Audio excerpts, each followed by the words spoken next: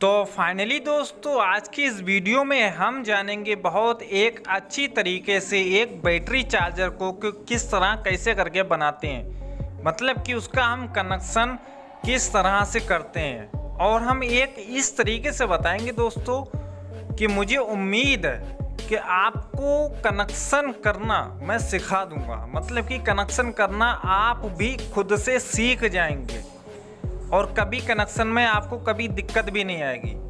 ठीक है, पर इसके लिए आपको वीडियो को कंप्लीट वॉच करना होगा। ठीक है, वीडियो को आप कंप्लीट वॉच करेंगे तो आपको एक एक चीज़ अच्छे से समझ में आ जाएगी। तो दोस्तों मैं कोशिश करूंगा कि आपको अच्छे से समझा दूंगा, फिर भी आप कोशिश करना कि मैं अच्छे से समझ जाऊं। तो दोस्तों फिर वीडियो को करते हैं स्टार्ट। तो मैं हूं आपका अपना भाई तौसीफ और मैं ऐसे ही इलेक्ट्रॉनिक्स एंड इलेक्ट्रिकल से रिलेटेड वीडियोस लाता रहता हूं। तो फाइनली दोस्तों वीडियो को स्टार्ट करते हैं।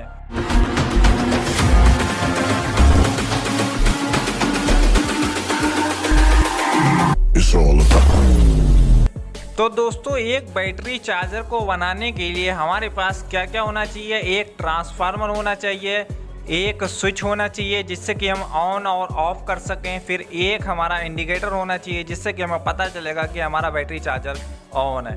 ठीक है, एक रोटरी स्विच होना और फिर हमें चाहिए एक एम्पियर मीटर दोस्तों। ठीक है, तो एम्पियर मीटर हम इसलिए लगाएंगे क्योंकि हमें पता चलेगा कि कितने एम्पियर पे हमारी बैटरी चार्ज हो रही है। ठीक है, तो और एक अगर हमें चाहिए होगा तो एक हम HT भी यूज कर सकते हैं। ठीक है, हमें एक बैटरी चार्जर को बनाने के लिए हमें क्या क्या जरूरत पड़ती है वो हमने आपको यहाँ पर क्लियर कर दी है। अब एक चीज़ और भी बताता हूँ कि अगर हमें ट्रांसफार्मर खुद से बनाना हुआ तो फिर हम कैसे करके बनाएंगे। तो इसके ऊपर मैंने ऑलरेडी एक वीडियो डाल रखा है, उसमें मैंने ट्रांसफार्मर वाइंडिंग डाटा क्लियर तरीके से बता रखा है 5 एम्पियर का, कि हम ट्रांसफार्मर डाटा कैसे निकालेंगे या हम कैसे करके बनाएंगे उसको। ठीक है, तो इस वीडियो में हम बताएंगे सिर्फ आपको कनेक्शन को हम किस तरह कैसे करके करते हैं दोस्तों। ठीक है, तो हम कनेक्शन अब हम करते हैं स्टार्ट और आपको हम अच्छे से समझा देंगे दोस्तों। ठीक है, तो दोस्तों कनेक्शन को करने के लिए मैंने एक डायग्राम बनाया है और मैंने सोचा कि मैं एक डायग्राम में आपको बहुत एक अच्छी तरीके से समझा सकता हूँ,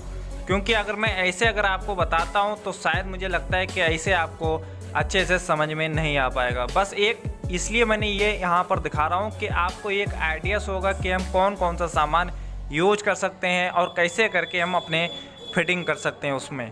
ठीक है, तो एक आपको इसमें आइडियास मिल चुका है, बस अब बचा है कि कनेक्शन अब हमें कैसे करना है। मेन चीज़ क्या होती है दोस्तों कि डायग्राम एक ऐसी चीज़ होती है कि डायग्राम अगर हमें मिल गया या हम डायग्राम को समझ गए, ठीक है, तो उससे क्या होगा ना कि डायग्राम अगर वो हमारे पास रहेगा तो हम कभी को कनेक्शन कर सकते हैं बैटरी चार्जर में। मतलब कि अगर हम भूल भी गए तो वो डायग्राम देखेंगे तो उसकी मदद से हम कर सकते हैं, मतलब कि बहुत एक आगे तक की। ठीक है, और अगर हम ऐसे कनेक्शन को देखते हैं तो हम खुद से उलझे में ही पड़ जाते हैं और हमें जल्दी से समझ में भी नहीं आता है कि कौन सा वायर कहाँ पर लगाना चाहिए। ठीक है, तो एक डायग्राम की मदद से मैं आपको एक बहुत एक अच्छी तरीके से समझाऊंगा। ठीक है, तो हम डायग्राम के ऊपर चलते हैं, फिर हम आपको बताते हैं उसमें कि कनेक्शन हमें कैसे करके करना है।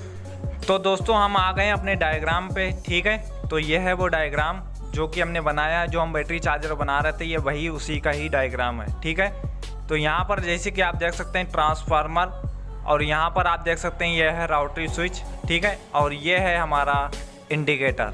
ठीक है, और ये है हमारा स्विच जिससे कि ऑन और ऑफ कर सकेंगे। ठीक है, और ये है वो हमारा एम्पियर मीटर। ठीक है, और ये है वो बैटरी। ठीक है, जो हम चार्ज करेंगे, और ये है हमारी मेन लीड। ठीक है, तो इतना सब कुछ क्लियर हो गया यहाँ तक कि कौन क्या चीज़ है। आप जैसे कि यहाँ पर आप देख सकते हैं कि हमारे ट्रांसफार्मर में ये हमें 4 लूप नज़र आ रही हैं। ठीक है, तो ये 4 लूप हैं, मतलब कि हम जो राउटरी स्विच जो यूज करेंगे अपने, तो वो हम 4 टर्मिनल वाला यूज करेंगे, मतलब कि 4 पोल वाला। ठीक है, एक राउटरी स्विच आता है 8 पोल वाला और एक आता है 4 पोल वाला। ठीक है, तो अगर हम 5 एम्पियर का बैटरी चार्जर बनाना, जैसे कि आपने वीडियो में देखा था बैटरी चार्जर जो हम असेंबल कर रहे थे, तो उसमें ये 4 पोल वाला ही लगा हुआ है। ठीक है, अगर आपको जैसे कि 8 पोल वाला अगर बनाना है, ठीक है, तो फिर आपको 8 लूप अपने ट्रांसफार्मर की निकालने पड़ेंगी। ठीक है, अगर आपको 4 पोल वाला बनाना है, ठीक है, तो आपको 4, मतलब कि अगर आपको 4 पोल वाला अगर राउटरी स्विच लगाना है तो आपको 4 लूप निकालनी होंगी। ठीक है, तो इस कंडीशन में जो मैं असेंबल कर रहा था बैटरी चार्जर, तो सेम उसी का ही ये कनेक्शन है। ठीक है, तो अब हम चलते हैं कनेक्शन के ऊपर। तो अब सबसे पहले ये जो हमारा ये है ज़ीरो लूप, ठीक है, न्यूट्रल, और ये है हमारा फर्स्ट लूप, ये है हमारा दूसरा लूप, और ये है हमारा तीसरा लूप, और ये है हमारा चौथा लूप, ठीक है। तो अब ये है हमारा राउटरी स्विच का कॉमन, ठीक है, ये कॉमन पॉइंट है, ठीक है, जैसे कि आप देख रहे हैं। और ये है हमारा 4 नंबर वाला टर्मिनल, और ये है हमारा 3 नंबर वाला टर्मिनल, और ये है हमारा 2 नंबर वाला, और यह है 1 नंबर वाला, ठीक है। तो हम क्या करेंगे, फर्स्ट लूप को हम 4 नंबर टर्मिनल से कनेक्ट कर देंगे, ठीक है।